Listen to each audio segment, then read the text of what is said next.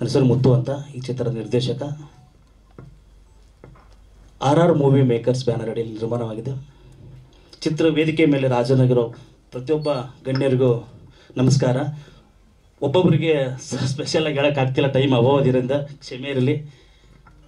ಹಾಗೂ ನಿರ್ಮಾಪಕರು ನಾಗರಾಜ್ BC ಅಂತ ಈ ಚಿತ್ರಕ್ಕೆ. ಈ ಸಿನಿಮಾದಲ್ಲಿ 5 ಹಾಡುಗಳಿದ್ದವು. ಕನ್ನಡದ ಹೆಸರಾಂತ ಗಾಯಕರು ಹಾಡಿದ್ದಾರೆ. ವಿಜಯ್ ಪ್ರಕಾಶ್ ಅವರು, ರಾಜೇಶ್ ಕೃಷ್ಣನ್ ಅವರು, ಅನುರಾಧ ಭಟ್ಟು, ಸುಪ್ರಿಯಾ ಲೋಹಿತ್, ಸಮಿತಾ ಮಲ್ನಾಡು ಹಾಗೂ ನವೀನ್ ಅಂತ ಹೊಸಬರು. ಹಾಗೆ 4 ಫೈಟ್ಗಳಿದ್ದವು ಸಿನಿಮಾದಲ್ಲಿ. ಸ್ಟೆಂಟ್ಸ್ ಇದ್ದು ಅಂತ. ಇವತ್ತವರು ಇಲ್ಲ. ವೇದಿಕೆ ಪರವಾಗಿ ನಮ್ಮ ಸಿನಿಮಾ ತಂಡದ ಪರವಾಗಿ ಅವರನ್ನು ಸ್ಮರಿಸ್ತೀನಿ. ಸಿನಿಮಾ ಬಂದ್ಬಿಟ್ಟು ಭರವಸೆ ಅಂತ. ಪ್ರತಿಯೊಬ್ಬ ವ್ಯಕ್ತಿನೂ ಒಂದೊಂದು ರೀತಿಯಲ್ಲಿ ಒಂದು ಭರವಸೆ ಇಟ್ಕೊಂಡಿರ್ತಾನೆ. ಸೋತವನು ಗೆಲ್ಲಬೇಕು, ಗೆದ್ದವನು ಇನ್ನೇನೋ ಸಾಧಿಸಬೇಕು ಅಂತ. ಚಿತ್ರದಲ್ಲಿ ನಾಯಕ ಏನು ಸಾಧಿಸ್ತಾನೆ, ಏನು ನಡೀತೈತಿ, ಹಾಗೂ ಕೆಲವೊಂದು ಒಬ್ಬ ನಾಯಕ ನಟಿಯಿಂದ ಸುತ್ತುವಂಥ ಕತೆ ಅಲ್ಲ ಇದು.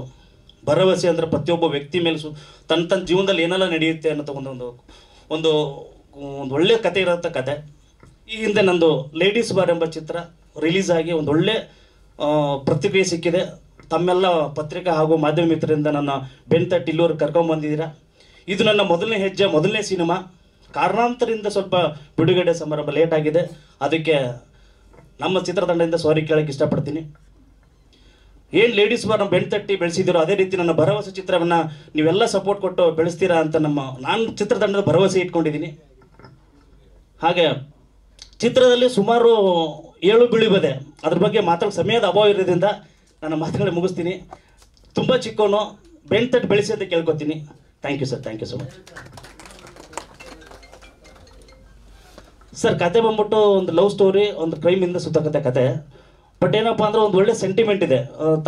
ತಂದೆ ತಾಯಿದಾಗಿರ್ಬೋದು, ಫ್ರೆಂಡ್ಸ್ ಮಧ್ಯೆ ಆಗಿರ್ಬೋದು. ಒಂದು ಭರವಸೆ, ಪ್ರತಿಯೊಬ್ಬರ ಜೀವನಕ್ಕೆ ಒಂದು ಏನು ಭರವಸೆ ಇಟ್ಕೊಂಡು ಅದೇ ಒಂದು ಟೈಟ್ಲಲ್ಲೇ ಒಂದು ಕತೆ ಇದೆ ಸರ್, ಅಷ್ಟೇ. Present sir, present.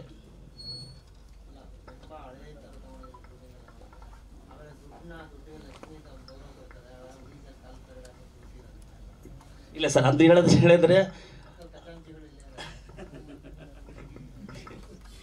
ಇಲ್ಲ ಸರ್, ಕತೆ ನೋಡೋದೇ ಗೊತ್ತಾಗುತ್ತೆ ನಿಮಗೆ. ದುಡ್ಡು ಏನಕ್ಕೆ ಅಂದ್ರೆ ಕ್ಯಾರೆಕ್ಟರ್ ವೈಸ್ ತೋರಿಸ್ಬಿಟ್ಟಿದೆ. ಅವ್ರ ದುರಂಕಾರ, ಅಹಂಕಾರದ ಏನಿರುತ್ತೆ ಅದು ಆಮೇಲೆ ಗೊತ್ತಾಗುತ್ತೆ ನಿಮಗೆ. ಸರ್, ಆ ಕ್ಯಾರೆಕ್ಟರ್ ಮೇಲೆ ಹೋಗಿದೆ ಸರ್.